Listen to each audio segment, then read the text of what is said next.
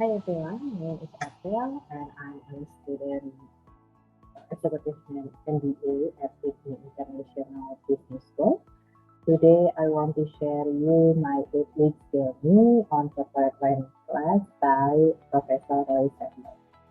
We start with my corporate financing that consists of 5 big parts.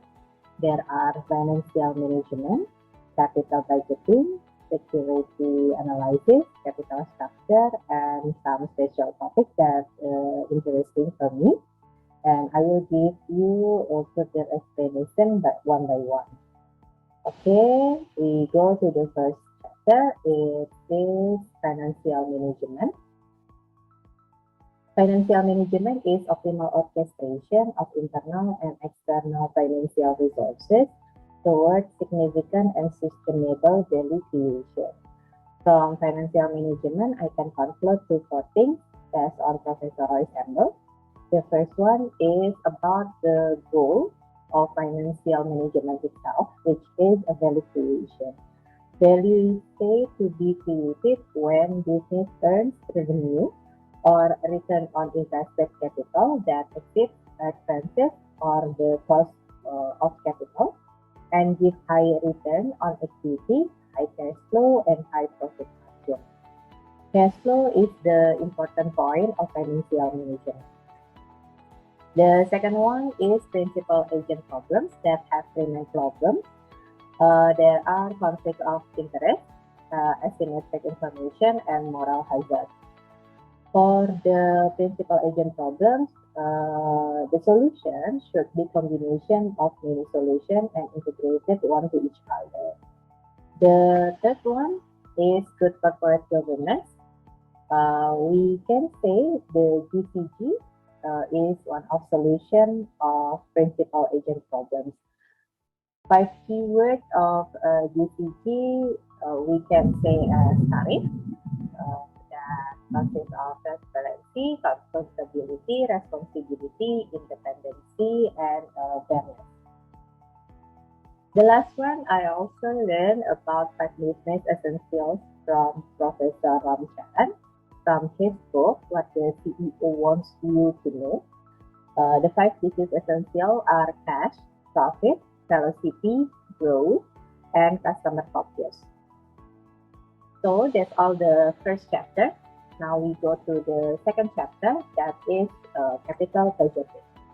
Capital budgeting is a real example application of time value of money that basically we learn how to estimate expected future cash flow and also to evaluate project using capital budgeting. So overall, there are several methods that we can use to capital budgeting. There are net present value, internal rate of return or IRR, and profitability index or PI. In capital budgeting, that like what I said before, we learn about net present value. This is the best method for capital budgeting. The second one is IRR or internal rate of return. IRR is a discount rate that makes NPV zero. The third one is we learn about the profitability index or PI. Basically, we can accept the project if PI is more than 1. So, NPV, IRR, and PI consider to time value of money, cash flow, and rate of return. However, the fourth one is not just adjust the timing of value of money. It's like of ignore the timing differences, which is payback period. So from the bottom, the four bottom line that I mentioned before, NPV is better method for project evaluation because it is more conservative approach and realistic. Okay, that's the second chapter. The third chapter, we learn about security analysis. Basically, on security analysis, we learn about outside in perspective investment strategy. So we have to learn how to gather the information, making decisions, monitoring, and do performance evaluation. There are three main things that we can use for security analysis, which are fundamental, technical, and risk versus volatility. Okay, we go to the fundamental analysis. Fundamental analysis, for this, we practice from public listed company. In fundamental analysis, we learn about domestic and global economic analysis. We also learn about benchmarking industry analysis, and we also learn about historical trends.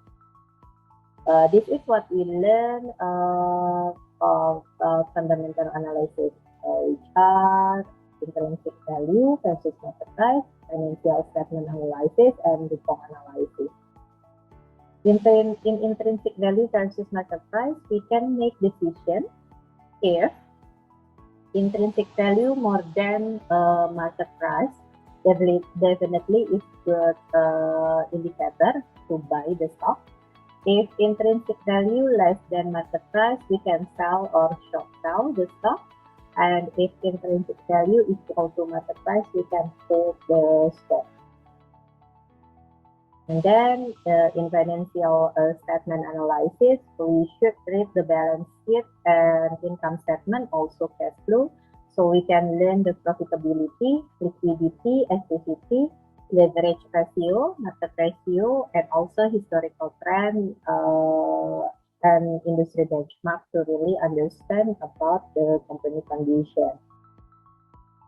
The third one, we learn about coupon analysis, which is about the return on equity, that which based on the net profit margin multiplied by asset turnover and financial leverage. Okay, next we go to technical analysis. For the technical analysis, we still practice with the same company that we use to fundamental analysis. We learn about momentum and reversal of the stock trend for the past 3 years of the company, the moving average, and also symmetric and asymmetric triangle. The last lesson is about the risk versus volatility, which is using the capital asset pricing model. We learn about the beta value that considers systematic risk related to market movement and overall market risk. So we can say that beta value is volatility compared to the market. Okay, that's the third chapter. We go to the fourth chapter. It's about capital structure. Capital structure is about long-term source of funds and financial structure. There are three main things that I want to explain more, which are debt versus equity, Modigliani and Miller theory, and optimal capital structure. In debt versus equity, we learned that debt is really cheaper than equity. So basically, investment in equity is more risk than debt. And by using that, it will help to lower weight average cost of capital. And with the high level of debt, the weight average cost of capital and risk perception from investor will increase. Next, Modigliani and Miller theory. This is a capital structure theory that states a company's capital structure is not a factor in its value. Market value is determined by the present value of future earnings. The addition condition from this theory is no transaction cost and no tax. That's why there is criticized for this theory. Is we don't live in perfect world, so it seems impossible with no transaction cost and no tax. From the Modigliani-Miller and Modigliani-Miller theory, we can learn about optimal capital structure. There are two factors that influencing optimal capital structure, which is tax benefit and financial distress. In tax benefits, there are three factors that influencing, which is profitability, tax rate, and interest rate. Then in financial distress, there are four factors that influencing, which is volatility of cash flow, the liquidity, the good corporate governance score, and also Altman Z score. Finally, we go to the last lesson that there is special topics that interesting also. First, about fraud risk management, which is we learn about the investment fraud. There are some aspects that we need to consider when we want to invest, which are the legality of the company, the people, the product, the contract, transaction mechanism, and the logic. The logic itself can relate to the quote that if something is too good to be true, then it is usually not. So be careful when we decide to invest in something. And also we learn about fraud triangle, why people actually committing fraud, including opportunity, rationalization, and pressure. And therefore, it's important to the company to have whistleblower mechanism to prevent the fraud that will be happen. Meanwhile, we also learn about corporate restructuring, which we learn how to stop bleeding and save the cash before the company going to bankrupt. The interesting thing that we exercise from RGR Nabisco case study about leverage buyout, and also we learn about unethical and illegal thing from the Wall Street movie.